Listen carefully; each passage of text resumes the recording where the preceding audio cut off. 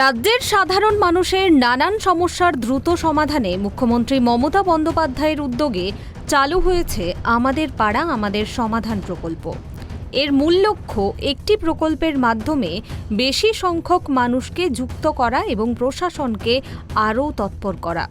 এর আগে দুয়ারে সরকার কর্মসূচির মাধ্যমে বহু মানুষ সরকারি পরিষেবার সুবিধা পেয়েছেন। এবার পাড়ায় থেকে যাওয়া ছোটখাটো সমস্যাগুলোর সমাধান করতেই চালু হয়েছে নতুন এই উদ্যোগ। 3টি বুথ মিলে তৈরি হয় একটি কেন্দ্র বা শিবির। সেই অনুযায়ী পূর্ব বর্ধমানের খণ্ডঘোষ ব্লকের উখরিদ অঞ্চলে অনুষ্ঠিত হয় শিবিরে সরকারি আধিকারিক ও জনপ্রতিনিধিরা সরাসরি মানুষের কাছ থেকে সমস্যা শুনে সমাধানের উদ্যোগ নেন। পাশাপাশি দুয়ারে সরকারের মতো বিভিন্ন সরকারি প্রকল্পে আবেদনপত্র গ্রহণ করা হয়। শিবিরে উপস্থিত ছিলেন জেলা পরিষদ অধ্যক্ষ অপার্থিব ইসলাম, ব্লক উন্নয়ন আধিকারিক অভিক কুমার ব্যানার্জি, উখরিদ গ্রাম পঞ্চায়েতের প্রধান সহ আরও অনেকে। বক্তব্য রাখতে গিয়ে অপার্থিব ইসলাম বলেন, 2011 সালে ক্ষমতায় আসার পর মুখ্যমন্ত্রী প্রশাসনকে গ্রামে নিয়ে এসেছিলেন। নিশি যাপন থেকে শুরু করে দুয়ারে সরকার, মানুষের প্রায় 80 থেকে 90% ব্যক্তিগত সমস্যা সমাধান হয়েছে। রেশন কার্ড, বিদ্যুৎ মিউটেশন, বার্ধক্য ভাতা, লক্ষ্মীর ভাণ্ডার, বিধবা ভাতা, খাদ্যসাথী সবই মানুষের দোরগোড়ায় পৌঁছে দেওয়া হয়েছে। তারপরে দেখেছেন যে পাড়ার কিছু কাজ যেগুলো ছোটোখাটো অর্থ দিয়ে হয়ে যাবে, সেই কাজগুলো পঞ্চায়েত থেকেও হয়নি, পঞ্চায়েত সমিতিতেও হয়নি, জেলা পরিষদেও হয়নি। পাড়ার একটা ছোট্ট গলির রাস্তা 4 ফুটের চওড়া, 100 ফুট লম্বা, এই সব রাস্তাঘাটগুলোর জন্য আজকে আবারও আমাদের প্রিয় মুখ্যমন্ত্রীর মস্তিষ্কপ্রসূত যে প্রকল্পটা এসেছে আমাদের পাড়া আমাদের সমাধান, এইটার মাধ্যমে কী হবে, প্রত্যেকটা বুথের জন্য 10 লক্ষ টাকা বরাদ্দ করেছেন, 10 লক্ষ টাকা। সেই সঙ্গে ওখানে কি হবে, পাড়ার একটা পানীয় জলের অসুবিধা আছে, সেখান থেকে হবে ICDS এর কোনো কিছু বিল্ডিংয়ের কিছু কাজ করতে হবে, সেটা হবে, ড্রেনের কাজ হবে, পানীয় জলের কাজ হবে, আজকে ছোট ছোট রাস্তাগুলো হয়ে যাবে, ড্রেনগুলো হয়ে যাবে, বিভিন্ন রকমের কাজ এখান থেকে কি হবে, একটা সার্বিক উন্নয়নের কাজ হবে। বিভিন্ন সময়ে রাজ্য সরকারের প্রকল্পের বিরোধীদের সমালোচনা শুনতে পাওয়া যায়। বিরোধীদের সমালোচনার জবাবে তিনি বলেন, বিরোধীরা কখনো আমাদের পক্ষে বলবে না, কারণ সেটাই তাদের ধর্ম। বিরোধীরা তো তাদের ধর্ম ঠিকই তো পালন করছে, তারা কখনো আমাদের পক্ষে বলে? আজকে নিম পাতা যদি হয় নিশ্চয়ই তেঁতো হতে হবে, না তার ধর্ম থাকবে না।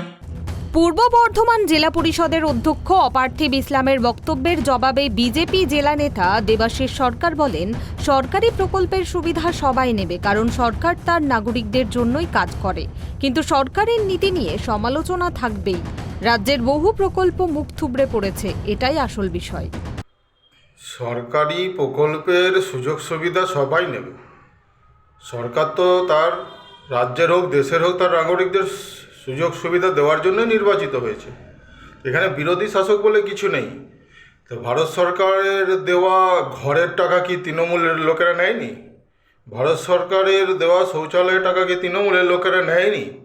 ভারত সরকারের দেওয়া রেশনের ফ্রি চাল কি তৃণমূলের লোকেরা নেয়নি? ভারত সরকারের আয়ুষ্মান যোজনা যেই রাজ্যে লাগু আছে, সেইখান রাজ্যে কি বিরোধীরা সেই আয়ুষ্মান যোজনার লাভ নিচ্ছে না? বিষয়টা এখানে নেই, বিষয়টা হচ্ছে সরকারের নীতির সমালোচনা করা হচ্ছে। অন্যদিকে সিপিআইএম নেতা বিনোদ ঘোষের মন্তব্য, সরকার আর দল আলাদা বিষয়, কিন্তু তৃণমূল নেতারা সরকারি টাকা নিজেদের টাকা মনে করেন, এটা ভুল ধারণা।